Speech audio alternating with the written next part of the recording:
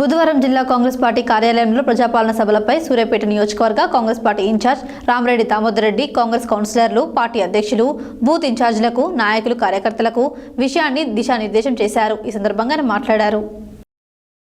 బుధవారం జిల్లా కాంగ్రెస్ పార్టీ కార్యాలయంలో ప్రజాపాలన సభలపై సూర్యాపేట నియోజకవర్గ Congress party incharge Ramreddy Damodar Reddy, Congress councillors, party అధ్యక్షులు, బూత్ ఇన్ఛార్జీలకు, నాయకులకు, కార్యకర్తలకు విషయాన్ని దిశానిర్దేశం చేశారు. ఈ సందర్భంగా మాట్లాడుతూ ప్రజాపాలన సభల్లో ప్రజలకు, నాయకులకు, కార్యకర్తలు సహకరించాలని కోరారు. సాంకేతికంగా ఓడినా నైతికంగా ఓడలేదని కాంగ్రెస్ నాయకులు, కార్యకర్తలు రెట్టింపు ఉత్సాహంతో ధైర్యంగా ముందుకు సాగాలన్నారు.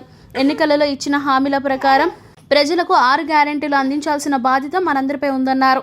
గ్యారెంటీల అమలులో భాగంగా ఈ నెల 28 నుంచి వచ్చే నెల 6వ తేదీ వరకు ప్రజాపాలన సభలు నిర్వహించి ప్రజల నుంచి దరఖాస్తులు తీసుకోవడం జరుగుతుందని, కార్యకర్తలు, నాయకులు ప్రజలకు సలహాలు, సూచనలు ఇచ్చి సహకరించాలన్నారు.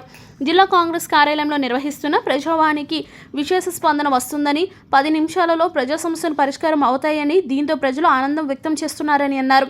ప్రజావాణి కార్యక్రమం 5 ఏళ్లు కొనసాగుతుందని అన్నారు. మన జిల్లాకు వేరే జిల్లాల మంత్రులు ఇన్ఛార్జీలుగా ఉన్నారని, ప్రతి 2 నెలలకు ఒకసారి మంత్రులను, సంవత్సరానికి ఒకసారి ముఖ్యమంత్రిని తీసుకొచ్చి సూర్యాపేట సమగ్ర అభివృద్ధికి, సమస్యల పరిష్కారం కృషి చేస్తానన్నారు. అయిపోతుంది కాబట్టి మరి మన ప్రభుత్వం ఏం చేస్తుందో తెలియదు. గతంలో కూడా ప్రభుత్వం 2 సంవత్సరాలకు ఒకసారి రిజర్వేషన్ పెట్టినారు.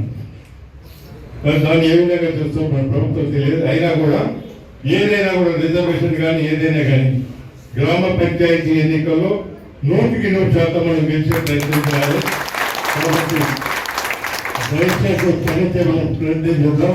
ఇది ప్రజాపాలన దానికి చాలా బాగా పనికి వస్తుంది అని చెప్పి ఈ సందర్భంగా మనం చూస్తున్నాం. దీంట్లో మనం బాగా యాక్టివ్గా పాటిస్తాయి. పేదవారు ఎవరైతే ఉన్నారో ఈ 6 గ్యారెంటీస్ చేసినట్టయితే తప్పనిసరిగా గ్రామ పంచాయతీ గెలవగలుగుతాం. అదేవిధంగా మండలాల్లో కూడా గెలవగలుగుతాం, జిల్లా పరిషత్ కూడా గెలవగలుగుతాం, అదేవిధంగా కోఆపరేటివ్ ఎన్నికలు కూడా గెలవగలుగుతాం. ఈ విధంగా పార్లమెంట్ ఎన్నికలు వస్తున్నాయి.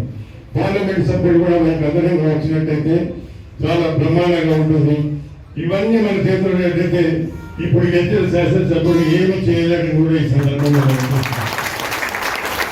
వాళ్ళు చేసిన అవినీతి కార్యక్రమాలు చాలా ఉన్నాయి, అక్రమాలు ఉన్నాయి, అవినీతి కార్యక్రమాలు ఉన్నాయి. వాటన్నిటిని కూడా మేము పూర్తిగా లిస్ట్ అవుట్ చేస్తున్నాం. ఎవరికైతే ఆ ప్రభుత్వంలో ఏదైతే బాధలు పడ్డారో, కష్టాలు పడ్డారో, నష్టపోయినారో వారికి ఆదుకునే ప్రయత్నం కూడా చేస్తున్నాను. నేను నా దృష్టికి తీసుకురాలి. మా గ్రామంలో అయితే బాగా ఒత్తిడి తీసుకొచ్చినారు, కష్టపెట్టినారు, బాధ పెట్టినారు, నష్టపెట్టినారు అని దానిపై వారికి మోరల్ సపోర్ట్ ఏదైనా అన్ని విధాలా సపోర్ట్ చేసే ప్రయత్నం చేద్దామని చెప్పి సందర్భంగా మనం చూసాం. ఈ ఎన్నికల్లో వచ్చే ఎన్నికల్లో అన్నింటిలో మనం గెలిచినట్టయితే రేపు మనం ఎవరు కూడా ఏమి చేయలేని కూడా ఈ సందర్భంగా మనం నేను ఒక శాసనసభలో లోపలికి పోలేను కానీ మంత్రిగా ఎక్కువ పనిచేయగలుగుతాను.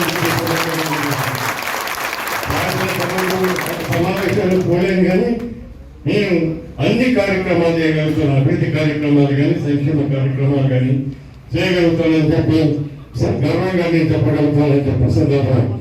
ఇవన్నీ నేను నాకు పూర్తి సహకారం చేసినట్టయితే, మనం చెప్పినట్టు చేసుకున్నట్టయితే బాగుంటుందని చెప్పే సందర్భంగా మనం చేస్తున్నాం. అదేవిధంగా రేపు ప్రజాపాలనలో మనం చేయాల్సిన కర్తవ్యం చదువుకున్న పిల్లలను మనం ఎక్కువ పెట్టండి. ఎందుకంటే అప్లికేషన్ చాలా ఉన్నది, చాలా మంది వస్తారు కాబట్టి ఆ టైంలో కూడా మనం ఇచ్చే ప్రయత్నం చేయాలి. కాబట్టి ఎక్కువ మంది చదువుకునే పిల్లలు పెట్టేసి ఈ ఫామ్ ఫిల్అప్ చేసేందుకు మనం పూర్తి సహాయం చేయాలని కూడా ఈ సందర్భంగా ఆలోచిస్తున్నాం.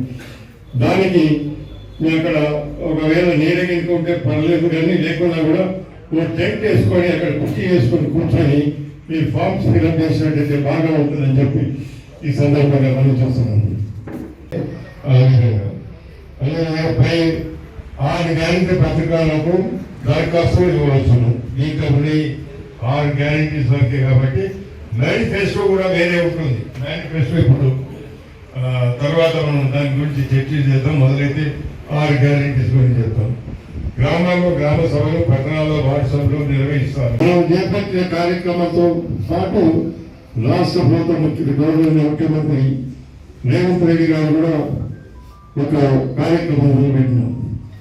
మనం ప్రజా దర్బారని మొదలుపెట్టినాం. తర్వాత దాని ప్రజావాణిగా చేస్తున్నాం.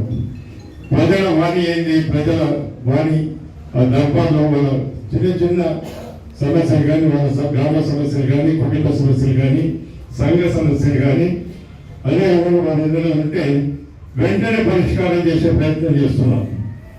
నేను పొద్దున్న నుంచి సాయంత్రం వరకు కూడా ఇక్కడ ఉంటున్నాను కాబట్టి ఇది ఏదైనా కాదు.